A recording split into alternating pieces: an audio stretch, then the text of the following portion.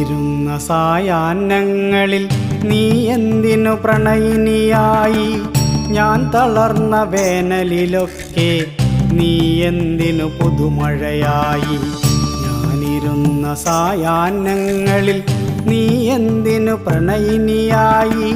ഞാൻ തളർന്ന വേനലിലൊക്കെ നീ എന്തിനു പുതുമഴയായി? ഞാൻ കരഞ്ഞ രാവുകളിൽ നീ എന്തിനെൻമിഴിയായി? ഞാൻ കരഞ്ഞ രാവുകളിൽ നീ എന്തിനെൻമിഴിയായി?